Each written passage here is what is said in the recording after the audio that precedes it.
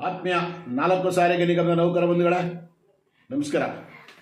ಬಂಧುಗಳೇ, ಇವತ್ತು ಮೀಡಿಯಾದಲ್ಲಿ ತಾವೆಲ್ಲ ಆಲಿಸಿದ್ರ ಅಂದ್ಕೊಂಡಿರ್ತೀನಿ. ಏನು NWKSRTCನ CME ಅಂದರೆ ಚೀಫ್ ಮೆಕ್ಯಾನಿಕಲ್ ಇಂಜಿನಿಯರ್ ಇವರು ಸಾಕಷ್ಟು ಹಣನ ಮಾಡಿದ್ದಾರೆ ಅಂತ ಹೇಳಿ ಲೋಕಾಯುಕ್ತರ ಬಲೆಗೆ ಬಿದ್ದಿದ್ದಾರೆ ಅನ್ನುವಂಥ ವಿಚಾರ ತಮಗೆಲ್ಲ ಗೊತ್ತಿರುವಂಥದ್ದು. ಅದರಲ್ಲೂ 40 ಲಕ್ಷ ಕ್ಯಾಶು ಮತ್ತು ಹಲವಾರು ಚಿನ್ನಾಭರಣಗಳು, ಆಸ್ತಿ, ಹೀಗೆ ಹಲವಾರು ವಿಚಾರಗಳು ಬಂದಿದ್ದಾವೆ.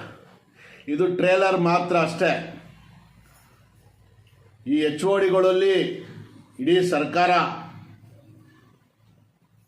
ತನಿಖೆ ಮಾಡಕೊಟ್ರೆ ಸಾರಿಗೆ ಸಂಸ್ಥೆಯಲ್ಲಿ ಕೆಲವೊಂದು ಅಧಿಕಾರಿಗಳು ಲೂಟಿ ಮಾಡಿದ್ದಾರೆ.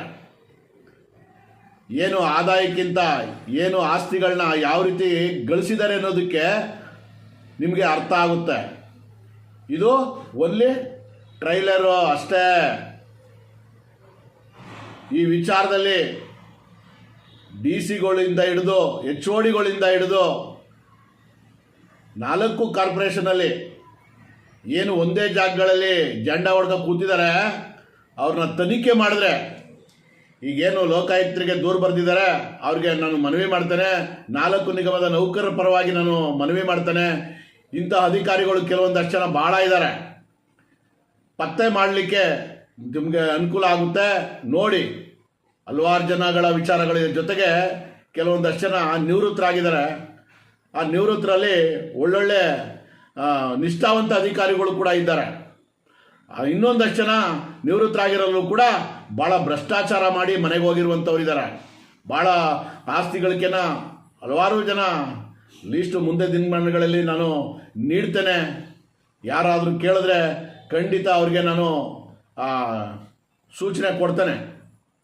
ಆದರೆ ಇಂಥ ಭ್ರಷ್ಟ ಅಧಿಕಾರಿಗಳನ್ನ ಸದೆ ಬಡಿಬೇಕು ಅಂತೇಳಿ ರಾಜ್ಯ ಸರ್ಕಾರ ಇರ್ಬೋದು, ಕೇಂದ್ರ ಸರ್ಕಾರ ಇರ್ಬೋದು, ನಾವು ಮನವಿ ಮಾಡ್ತೇವೆ. ಇಲ್ಲಿ ಎಗ್ಗಿಲ್ಲದೆ ಭ್ರಷ್ಟಾಚಾರ ತುಂಬಿ ತುಳುಕ್ತಿದೆ. ಕೆಲವೊಂದು ಅಧಿಕಾರಿಗಳಂತೂ ಹೇಳಲಿಕ್ಕೆ ಸಾಧ್ಯ ಇಲ್ಲ, ಆ ರೀತಿ ಭ್ರಷ್ಟಾಚಾರ ತುಂಬಿ ತುಳುಕ್ತಾ ಇದೆ. ಅದನ್ನು ಸೆದೆ ಬಡಿಬೇಕು ಅಂದರೆ ಏನು ರಾಜ್ಯ ಸರ್ಕಾರ, ಕೇಂದ್ರ ಸರ್ಕಾರ ಇವತ್ತು ಕೈ ಜೋಡಿಸ್ಕೊಂಡು ಇವ್ರ ಮೇಲೆ ತನಿಖೆ ಮಾಡಿಕೊಟ್ರೆ ಖಂಡಿತ ಸಿಕ್ಕೇ ಬೀಳ್ತಾರೆ ಅಂತೇಳಿ ನಾನು ಒತ್ತಾಯಿಸ್ತೇನೆ. ಅದರಿಂದ ನೌಕರರೇ, ತಮಗೆಲ್ಲ ಗೊತ್ತಿದೆ ಇವತ್ತು ಎಷ್ಟು ಪರಿಪರಿಯಾಗಿ ನೋಡ್ತಾ ಇದ್ದೀರಿ ಅಂತೇಳಿ.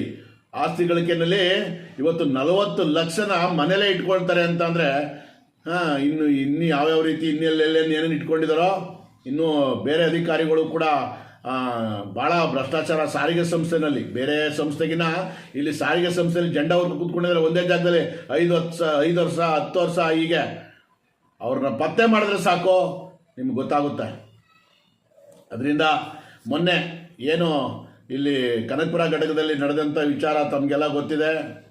ಭಾಳ ಖಂಡನೀಯವಾಗಿರುವಂಥ ವಿಚಾರ. ಆಲ್ರೆಡಿ ಅಲ್ಲಿ ಏನು ಹಲ್ಲೆ ಮಾಡಿದಂಥ ವ್ಯಕ್ತಿಗಳಿಗೆ ಏನು ಶಿಕ್ಷೆಗಳಾಗಿದ್ದಾವೆ ತಮಗೆಲ್ಲ ಗೊತ್ತಾಗಿದೆ. ಆದರೆ ಅಲ್ಲಿ ಮುಖ್ಯವಾಗಿ ಎದ್ದು ಕಾಣುವಂಥ ವಿಚಾರ ಅಂದರೆ ಘಟಕ ವ್ಯವಸ್ಥಾಪಕರು ಪಾತ್ರ ಇಲ್ಲ ಅನ್ನುವಂಥ ವಿಚಾರ ಇದೆ. ಎಲ್ಲ ಈಗ ಕೇಳ್ತಾರೆ, ಅವ್ರ ಮೇಲೆ ಯಾಕೆ ಕ್ರಮ ಆಗಿಲ್ಲ, ಅವರೇ ಈ ಥರ ಎಲ್ಲ ಕುಮ್ಮಕ್ಕು ಕೊಟ್ಟಿದ್ದು ಅನ್ನುವಂಥ ವಿಚಾರ. ಮೊದಲನೇದಾಗಿ ಆಡಳಿತ ಮಂಡಳಿಗೆ ನಾನು ಒತ್ತಾಯಿಸ್ತೇನೆ. ಯಾಕೆಂದರೆ ಘಟಕಕ್ಕೆ ಒಂದು ಪ್ರೈವೇಟ್ ಕಾರ್ ಬಂದಿದೆ ಮತ್ತು ಅವ್ರ ಮುಂದೆನೇ ಹಲ್ಲೆ ಮಾಡಿದ್ದಾರೆ ಅಂತ ಅಂದರೆ ಅವರು 112 ಕರೆ ಮಾಡಿ ಪೊಲೀಸ್ ಸ್ಟೇಷನ್ಗೆ ಇನ್ಫಾರ್ಮ್ ಮಾಡಿ ಅವ್ರನ್ನ ಕೂಡಲೇ ಅರೆಸ್ಟ್ ಮಾಡಿಸ್ಬೋದಾಗಿತ್ತು. ಯಾವುದೇ ಪ್ರಕ್ರಿಯೆಗಳು ನಡೆದಿಲ್ಲ.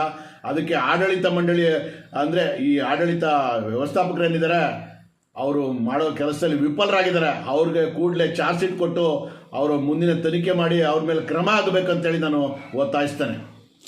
ನಮಸ್ಕಾರ ಬಂಧುಗಳೇ. ಜೈ ಹಿಂದ್, ಜೈ ಕರ್ನಾಟಕ ಮಾತೆ.